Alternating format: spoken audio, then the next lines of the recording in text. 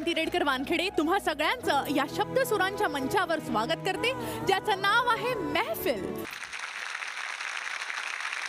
स्वागत करूयात आपल्या महफिलीमध्ये रंग भरणाऱ्या आपल्या म्युझिक मास्टरचं, म्हणजेच अविनाश चंद्रचूड यांचं. आणि आता स्वागत करूया या महफिलीला स्वरसाज चढवणाऱ्या आपल्या वाद्यवृंदाचं. संगीत ही प्रत्येकासाठी एक भावना आहे. प्रत्येक जण आपले भाव व्यक्त करायला संगीताचा आधार घेतो. संगीत आपल्या आयुष्यातून निघून गेलं तर एक भावना आपल्यातून कमी होईल की काय असं वाटतं. अशाच भावनांची आज इकडे महफिल रंगणार आहे. भावगीतांनी आज इकडे हा मंच सजणार आहे. महाराष्ट्राला भावगीतांची खूप मोठी परंपरा आहे. राना रानात गेली शीळ ह्या गाण्यानी या परंपरेला 1931 साली सुरुवात झाली.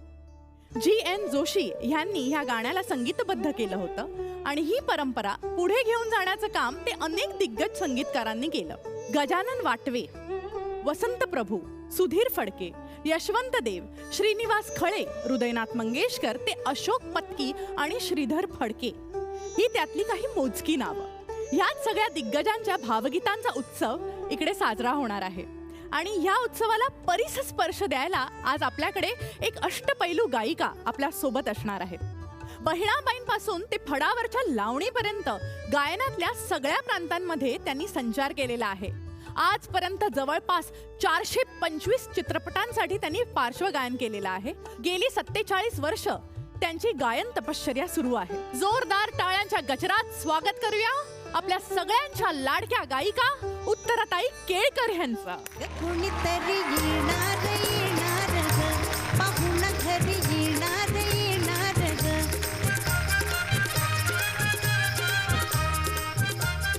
तुम्हाला कसं वाटतंय आमच्या महफिलच्या या रंगमंचावर येऊन? छान, मस्तच वाटतंय. कारण एकतर मला असं कळलं की इथे दरवेळी वेगळी थीम असते आणि त्याच्यावरती अविनाशजींसारखे कसलेले संगीतकार त्याच्यावरती कमेंट्स करतात. नवीन नवीन काही शिकायला मिळतं याच्यातनं. आणि ही कल्पना खूप छान आहे. गप्पा गोष्टी, परत मध्ये पझल्स, गाणी, असं सगळं एकत्र आहे. त्यामुळे हा कार्यक्रम नक्कीच चांगला वाटतो. मराठी संगीतातली एक समृद्ध परंपरा ज्याला आपण असं म्हणू शकतो ते म्हणजे भावगीत. ह्या परंपरेबद्दल तुम्ही काय सांगाल? खरं म्हणजे फार पूर्वीपासून हे भावगीताची परंपरा चालू आहे. पण खऱ्या अर्थाने जे गाजलं मराठी भावगीत ते म्हणजे पूर्वी लागायचं, जा मुली जा दिल्या घरी तू सुखी राहा. तर हे गाणं इतकं गाजलेलं होतं की मला आठवतंय त्यावेळी प्रत्येक लग्न समारंभात हे गाणं गायलं जायचं, वाजवलं जायचं, म्हणजे बँडवरती वाजवलं जायचं. हे मला नक्कीच आठवतंय. आणि BBC वरती पहिलं भावगीत वाजवण्याचा मान ह्या गीताला मिळाला. पहिलं मराठी भावगीत. आणि लता मंगेशकरांनी हे गायलं होतं. वसंत प्रभू यांची चाल होती आणि पी सावळाराम यांचे शब्द होते. आणि रेडिओला इतक्या वेळा हे वाजायचं, शेकडोनी त्यांना पत्र यायची रोज की हे गाणं वाजवा म्हणून. शेवटी आकाशवाणीने अनाऊन्स केलं, रेडिओने अनाऊन्स केलं की तुम्ही आम्हाला पत्र पाठवू नका, आम्ही रोज हे गाणं लावू. म्हणजे इतकी त्या गाण्याची लोकप्रियता होती भावगीताची. खूप बरं वाटलं तुमच्याकडून ह्या अशा छान गप्पा आम्हाला अजूनही ऐकायच्या आहेत. मी तुम्हाला आता बसण्याची विनंती करते आणि आपली महफिल आपण आता सुरू करूया. नक्की. Yes, thank you. कुणीतरी येणार येणार ग, पाहून घरी येणार येणार. एका कलाकाराने सादर केलेली कलाकृती ही एवढी अजरामर होते की पुढे जाऊन ती कलाकृती ही त्या कलाकाराच्या आत्मचरित्राचं नाव बनून जाते. शतदा प्रेम करावे, अरुण दाते यांचं आत्मचरित्र. दातेंच्या घरामधलं वातावरण हे वकिलीचं. वडील बॅरिस्टर होते आणि संगीतप्रेमी होते. हिंदुस्थानातील प्रख्यात गायक वादकांनी अरुण दातेंच्या घरी येऊन त्यांची कला सादर केलेली होती. त्यामुळे गायनाचे बाळकडू हे त्यांना त्यांच्या लहानपणीच मिळाले होते. पण अरुण दाते हे गायक म्हणून उत्तम आहेत याची जाणीव ही पु ल देशपांडे यांनी त्यांच्या वडिलांना करून दिली. पुढे जाऊन कुमार गंधर्वांनी अरुण दाते यांना गाणं शिकवलं आणि त्यानंतर जवळजवळ 6 दशकं त्यांची कारकीर्द चालू राहिली. 2600हून अधिक मैफिली त्यांनी जगभरात केल्या. ऐकूयात त्यांचंच एक गाजलेलं गाणं. यशवंत देव यांनी संगीतबद्ध केलेलं, मंगेश पाडगावकर यांनी गीतबद्ध केलेलं आणि अरुण दाते यांच्या आवाजाने अजरामर झालेलं गाणं या जन्मावर या जगण्यावर. या जन्मावर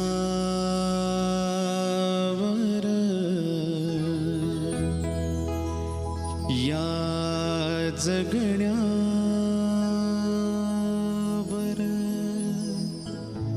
शतदा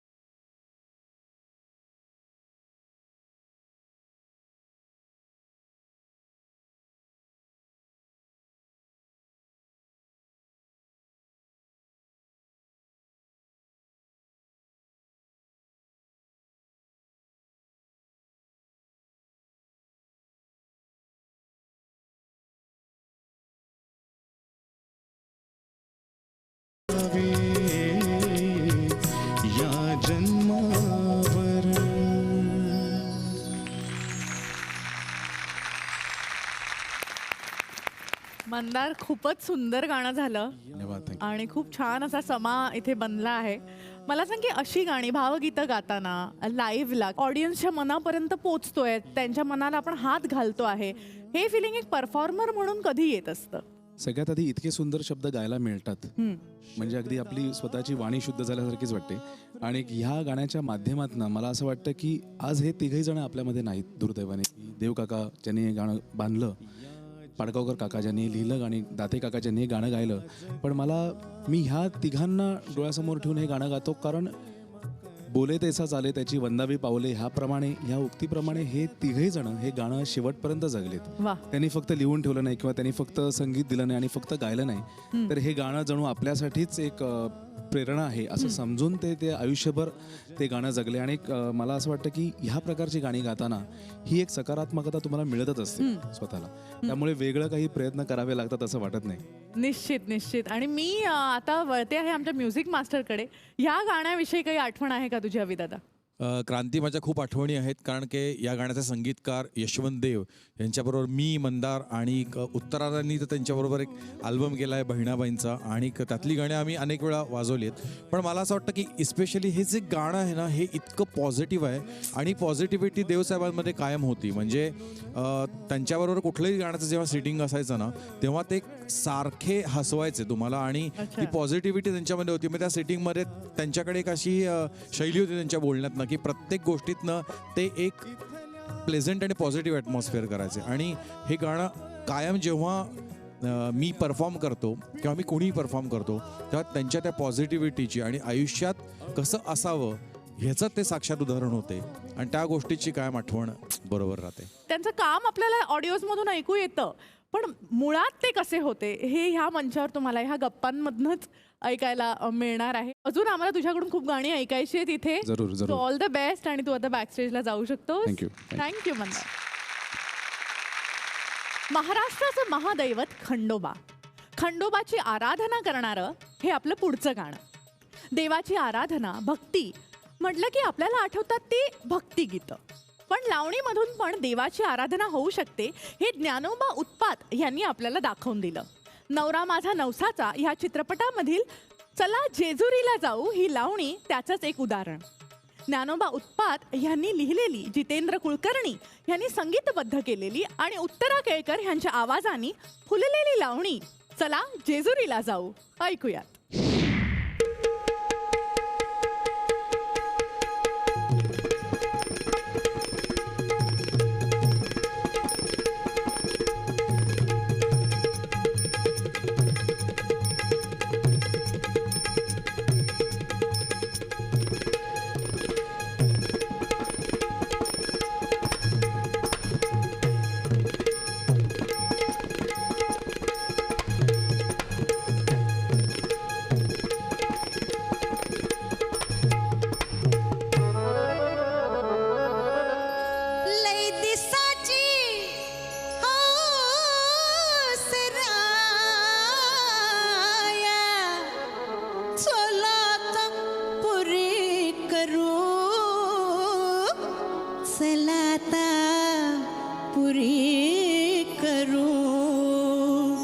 चला जेजुरीला जाऊ, चला जेजुरीला जाऊ, चला जेजुरीला जाऊ, चला जेजुरीला जाऊ, चला जेजुरीला जाऊ, चला जेजुरीला जाऊ.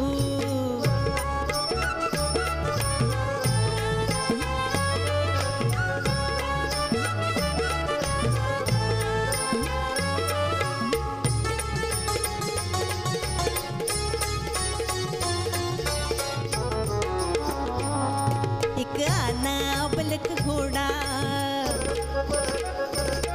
एक आला अबलख घोडा, त्याची रेशीम खाली सोडा, त्याची रेशीम खाली सोडा.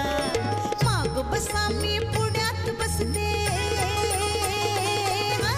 माग बसा मी पुण्यात बसते, जगाला कौतुक दाऊ. चल जेजुरीला जाऊ, चल जेजुरीला जाऊ, चल जेजुरीला जाऊ, चल जेजुरीला जाऊ.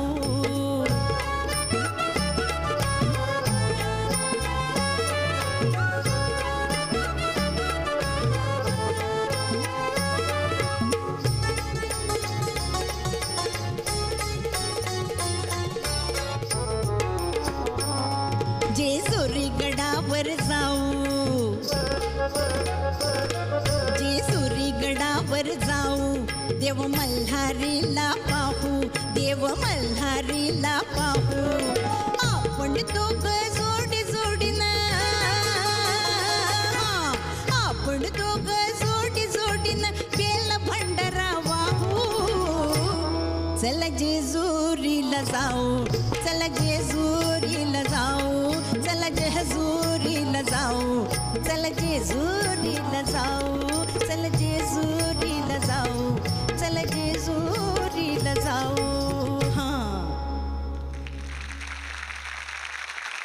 वा वा वा वा वा. या गाण्याबद्दलच्या तुमच्या काही आठवणी?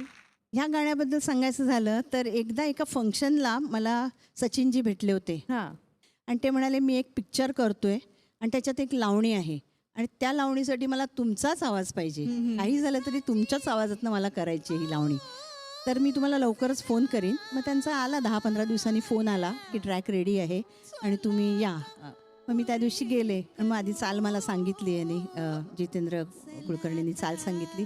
मग मी म्हणायला सुरुवात केली आणि अक्षरशः मी म्हणत होते तर सचिनजींना मला वाटतं वेगवेगळ्या स्टेप्स सुचत होत्या, तर त्याच्यावर ते आतमध्ये रेकॉर्डिंग रूममध्ये अक्षरशः डान्स करत होते, म्हणजे छोट्या छोट्या अशा स्टेप्स ते करत होते. अच्छा अच्छा. बघून म्हणजे एवढे ते त्याच्यात एनग्रॉस झालेले होते, अगदी अगदी. त्यामुळे मजा आली. नंतर ती Yes. खूप फेमस झाली, त्यामुळे सगळीकडे फरमाईश होतेच त्या लावणीची. अगदी अगदी. अभि दादा?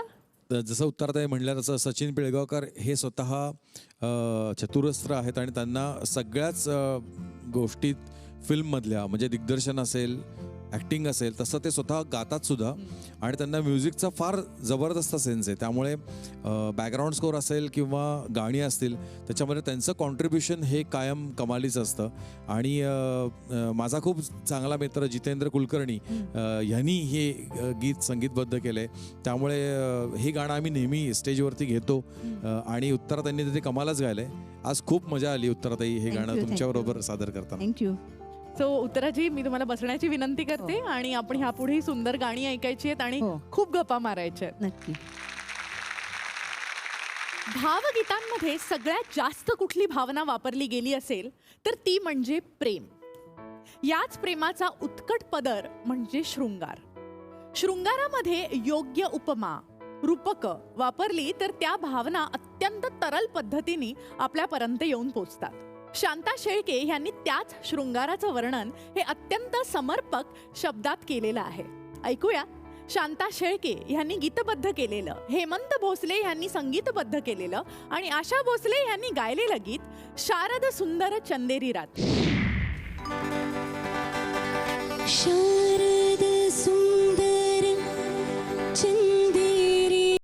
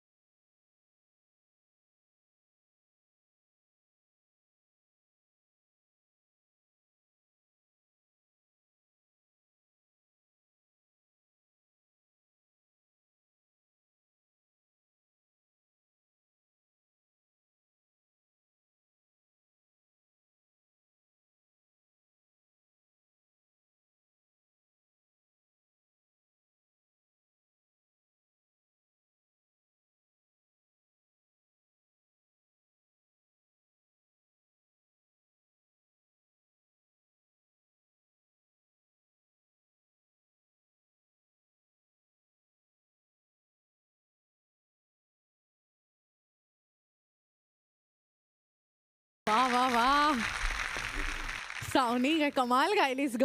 Thank आणि you. तू जशी अशी छान दिसतेस त्या पद्धतीचा तुझा पेहराव आहे आणि तो अख्खा वेस्टर्न वाला एक जो फील तू आणला आहेस आणि तुझ्या आवाजाने तर जादूच केली ह्या गाण्यामध्ये. थँक्यू तुला काय वाटत होतं गाताना? खरं सांगू का, हे सगळं मॅजिक जे क्रिएट आत्ता झालं त्याचं सगळं क्रेडिट ह्या सगळ्या जणांचं आहे.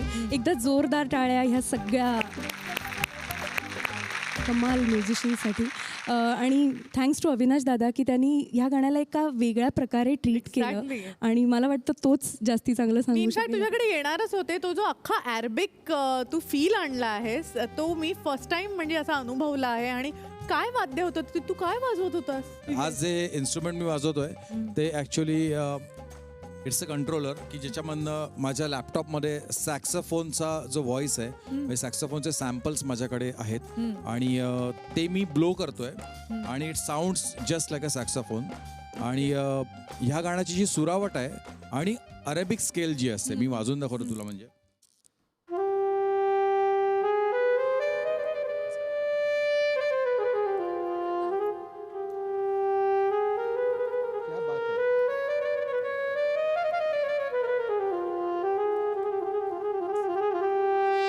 वा, सो ही स्केल मला कायम इन्स्पायर करते की त्या अरेबिक झोन मध्ये कुठे हो मला हबीबीच आहे कम्प्लिटली. Correct. असंच वाटतंय ते. आणि उत्तराताई मला तुमच्याकडे यायचंय कारण की आशा भोसले यांच्याबरोबर तुम्ही बरंच काम केलेलं आहे, त्यांच्याबरोबर गायला सुद्धा आहात. तर त्यांच्याबरोबरचा एखादा अनुभव किंवा एखादा किस्सा काही आहे तुमच्याकडे? आशाताईंबद्दल काय मी बोलणार, त्या माझ्या मनातल्या गुरु आहेत. जरी मी त्यांच्याकडे गाणं शिकलेले नसले तरी कायम मी त्यांना गुरुच मानले आहे, त्यांनाही माहिती आहे. तर त्यांच्याबरोबर बऱ्याच वेळा असे म्हणजे आम्ही एकत्र भेटलेलो आहोत आणि ते क्षण खरंच मी माझ्या हृदयाच्या कप्प्यात अगदी जपून ठेवलेले आहेत. पण एक सांगण्यासारखा किस्सा आहे तो म्हणजे मध्यंतरी जेव्हा देवसाहेबांना 85 वर्ष पूर्ण झाली तेव्हा त्यांच्या आशाबाईंच्या हस्ते त्यांचा सत्कार होता आणि पहिला इंटरव्हलपर्यंत मी रवींद्र साठे, श्रीधर फडके वगैरे आम्ही त्यांची गाणी गायलो देवसाहेबांची. आणि त्याच्यानंतर इंटरव्हलनंतर तो सत्कार समारंभ होता. त्यावेळी बरेच लोक त्यांना फरमाईशी करत होते, पण त्या कुठच्या तरी वेगळ्या म्युझिक डायरेक्टर्सच्या फरमाईशी होत्या. तर त्याच्यावरती आशाबाई म्हणाल्या, नाही आज देवसाहेबांचा वाढदिवस आहे तर तुम्ही त्यांचं गाणं मला एखादं सांगा. तर ते मी म्हणेन. तर माझ्या शेजारी श्रीधर फडके बसले होते, तर ते म्हणाले तू सांग ना, तुला माहिती आहेत ना गाणी त्यांची, तर तू सांग ना त्यांना. तर मी त्यांना अशी स्टेजच्या खालती उभं राहून सांगितली ही गाणी आहेत देवांची. तर मला म्हणाले तू वरती आहे ना. आणि वरती आल्यावर पहिलं मला त्यांनी मिठी मारली. मला म्हणाले हे बघ आता तू जे सांगितलंस ते मला थोडं थोडं गाणं आठवत आहे, विसरशील का असं मला. तर आता मला काही ते नीट सगळं आठवत नाही, तर आता हे अख्खं गाणं आपण दोघे मिळून म्हणूया. पण तेव्हा तुम्ही अख्खं गाणं गायलात, इथे 2 ओळी तरी आमच्यासाठी झाल्या पाहिजेत. विसरशील खास मला दृष्टियाड होता, विसरशील खास मला दृष्टियाड होता, वचनेही गोड गोड देशी जरी आता, विसरशील खास मला. काय शब्दांची जादू अशी आहे. संगीतकार अनिल अरुण ही जोडी आधी हिंदीमध्ये म्युझिक अरेंजमेंट करत होती. त्यांना मराठी इंडस्ट्रीमध्ये सुद्धा यायचं होतं आणि त्यांना मराठीत संगीतकार म्हणून काम करायचं होतं. पण काही केलं त्यांना तो ब्रेक मिळेना. त्यासाठी ते अनेक थोरा मोठ्यांचे किंवा ज्येष्ठ संगीतकारांचे, गायकांचे ॲडवायसेस घेत होते, सल्ला घेत होते. पण काही केल्या काही योग जुळून येत नव्हता. ते एकदा असेच ते आशा भोसले यांच्या घरी गेले होते काही सल्ला घ्यायला आणि त्यांच्यासमोर एक गदी माडगुळकरांच्या मुलीच्या लग्नाची पत्रिका होती. तर त्या म्हणाल्या की ही पत्रिका आहे आणि ह्या पत्रिकेवर ना गाण्यांच्या काही ओळी लिहिल्या आहेत आणि हे गाणं लग्नामध्ये कोणतरी वेगळाच संगीतकार त्याला चाल लावून सादर करणार आहे. तर हे जे बोल आहेत ना ह्याला तुम्ही संगीत द्या, मग बघूया कसं काय होतं ते. अनिल अरुण ह्या जोडीने त्या गाण्याला संगीत दिलं आणि ते गाणं आशाबाईंच्या आवाजात नंतर प्रदर्शित केलं. आणि ते गाणं म्हणजे ओटीत घातली मुलगी विहीणबाई. हे गाणं नंतर प्रचंड गाजलं आणि अनिल अरुण ह्या जोडीचा मराठी संगीतसृष्टीतला प्रवास सुरू झाला. त्यापुढे त्यांनी मराठीमध्ये एकाहून एक प्रसिद्ध गाण्यांना चाली दिल्या. असंच अनिल अरुण यांनी संगीतबद्ध केलेलं हे आपलं पुढचं गाणं. शांताराम नांदगावकर यांनी गीतबद्ध केलेलं आणि आशा भोसले यांच्या आवाजातील रुपेरी वाळूत.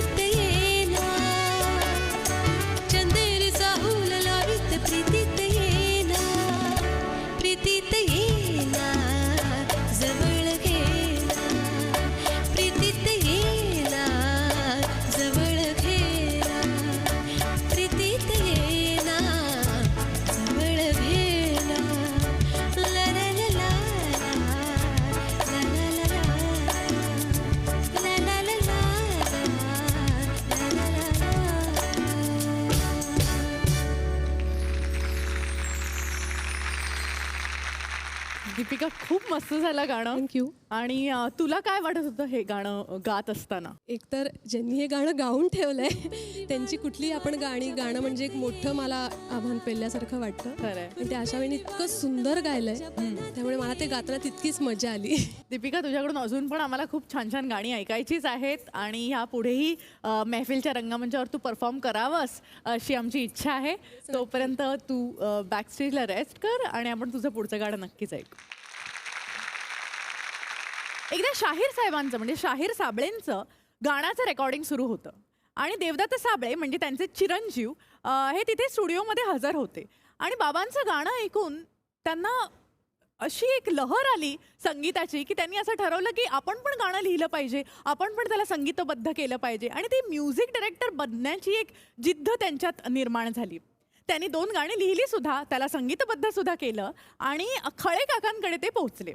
बाबांचं रेफरन्स वगैरे सगळं सांगितलं आणि खळे काकांना ती गाणी जाम आवडली. त्यांना त्याची चाल फारच आवडली.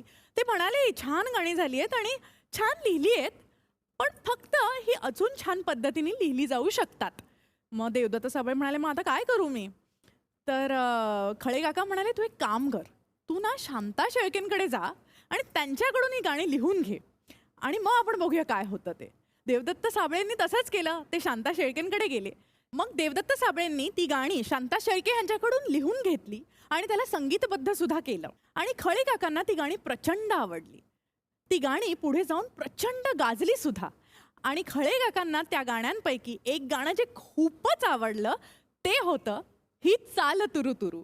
आणि तेच गाणं आता आपण ह्या रंगमंचावर ऐकणार आहोत. आणि ते गाणं सादर करण्यासाठी आपल्या समोर येतोय आपला सगळ्यांचा लाडका गायक अभि.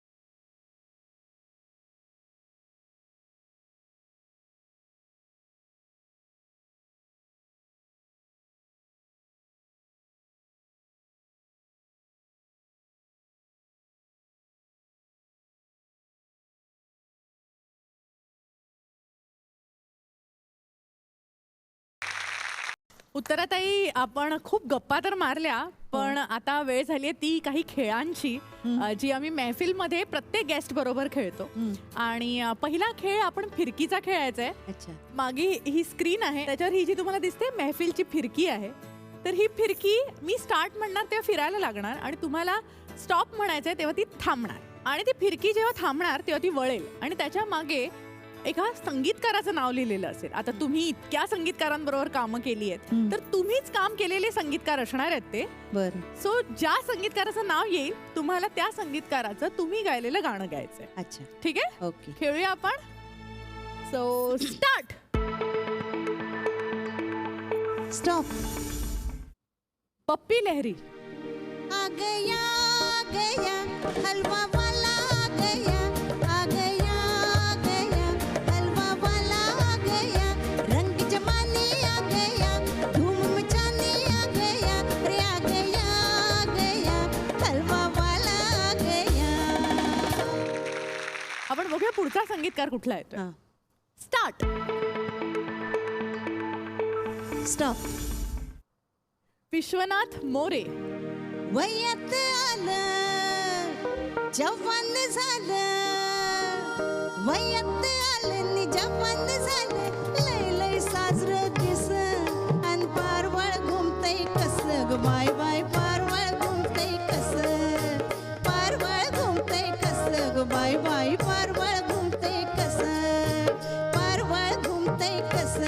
बाय बाय पारवळ घुमते कस. वा वा वा, क्या बात है. फारच सुंदर, मज्जा येते मला खरं तर. बघूया पुढचा संगीतकार कोण येतोय. हो. स्टार्ट. स्टॉप. राम कदम. राम कदमांचं मी जे पहिलं गाणं अगदी आयुष्यात माझं मराठी पिक्चर मधलं पहिलं गाणं अच्छा. ते म्हणते. नमस्कार माझा या ज्ञान मंदिरा, सत्यं शिवं सुंदरा, सत्यं शिवं सुंदरा, सत्यं शिवं सुंदरा, सत्यं शिवं सुंदरा. तुम्ही जेव्हा ही प्रार्थना पहिल्यांदा गायलेलात, हो. जेव्हा रेकॉर्ड केली होती, हो, हो. तेव्हाचा काय अनुभव होता. खरं म्हणजे मराठीत मी जेव्हा पहिल्यांदा हे गाणं गायले त्याच्या आधी मी हिंदीमध्ये गायले होते. म्हणजे एक भूमिका म्हणून चित्रपट होता, त्याच्यात मला एक फक्त क्लासिकलचा पीस गायचा होता. माझे गुरुजी होते, त्यांनी उस्तादाची भूमिकेसाठी प्लेबॅक दिला होता आणि एक तरुण मुलगी म्हणजे स्मिता पाटील शिकतायत असं होतं. तर माझ्या गुरुजींनी माझं नाव रेकमेंड केलं आणि मला एक क्लासिकलचा पीस म्हणजे शुद्ध कल्याणमधला मी गायले. त्याच्यानंतर मग मी ओ.पी. नायर साहेबांकडे गायले आणि ती माझी LP आली होती आणि ती मी माझे मिस्टर असे बघत बसलो होतो. तेवढ्यात दारावर टकटक झाली, तर आम्ही दार उघडलं तर साक्षात राम कदम, आणि त्यावेळी त्यांचा पिंजरा वगैरे खूप गाजलेला होता. तर म्हटलं तुम्ही कसे काय माझ्या घरी आलात. तर ते म्हणाले की नाही, मला अनंत माने प्रोड्युसर डायरेक्टर त्यांनी पाठवलं आहे आणि मला तुमचं गाणं ऐकायला सांगितलं आहे. अरे वा. तर मी थोडंसं काहीतरी गाऊन दाखवलं आणि मला त्यांनी दुसऱ्या दिवशी माझं सत्यम शिवम सुंदरा रेकॉर्ड झालं. त्याच दिवशी दुपारी माझं आणि सुरेश वाडकरांचं एक ड्युएट पण त्यांनी रेकॉर्ड केलं. क्या बात है. अशी म्हणजे सुरुवात कसे झाली. योग जुळून येतात. उत्तराताई, सेंट कोलंबामध्ये तुमचं एज्युकेशन झालं, हो. त्यानंतर विल्सन कॉलेजमध्ये ग्रॅज्युएशन झालं. हो. तर हे सगळं असं असताना तुम्हाला म्हणजे एक म्हणतो ना, लावणीला एक ग्रामीण बाज लागतो, एक ठसका लागतो, हो. तो तुम्ही कुठून आणला तुमच्यामध्ये. तो मी म्हणजे विश्वनाथ मोरे आणि राम कदम यांच्याकडे खूप लावणी प्रधान पिक्चर्स होते त्यावेळी आणि त्या काळात खूप असे बनायचे पण खूप पिक्चर्स लावणीवाले. तर ते माझ्या घरी येऊन मला लावणीचं ट्रेनिंग द्यायचे दोघंही. म्हणजे जेव्हा जेव्हा रेकॉर्डिंग त्यांचं असायचं, त्यानिमित्ताने आता पुण्याहून समजा आले राम कदम, तर माझ्या घरी यायचे आणि मला ते गाणं अगदी 2-2, 3-3 रिहर्सल्स करून तो ठसका कसा यायला पाहिजे, तू लाज सोड लावणी गाताना असं म्हणायचे. उगाच लाजलीस तर तुला कॉन्शियसनेस येईल आणि मग ती भावना तुझ्यात तोंडून येणार नाही. तसंच मला विश्वनाथ मोरे पण, की कुठे हलकं म्हणायचं, कुठे वजन देऊन म्हणायचं, कुठे नखरा आला पाहिजे, हे सगळं ट्रेनिंग मला त्या दोघांनी दिलं. आणि मग मला अक्षरशः लाईनच लागायला लागली पिक्चर्समध्ये लावण्यांची वगैरे, आणि खूप मिळायला लागल्या. उत्तराताई, एवढ्या 2 मोठ्या दिग्गज संगीतकारांची नावं आता तुम्ही घेतली आणि त्यांच्याकडून तुम्हाला लावणीमधली जी गायकीमधली जी अदाकारी असते ती तुम्हाला शिकायला मिळाली आणि आता तीच अदाकारी आम्हाला ह्या रंगमंचावर बघायची आहे, अनुभवायची आहे. त्यामुळे मी तुम्हाला विनंती करते की 2 ओळी लावणीच्या होऊन जाऊ दे. मैफल गेली उठून तरबी, तुम्ही रायला माग, तुम्ही रायला माग, महालात या एकांताला,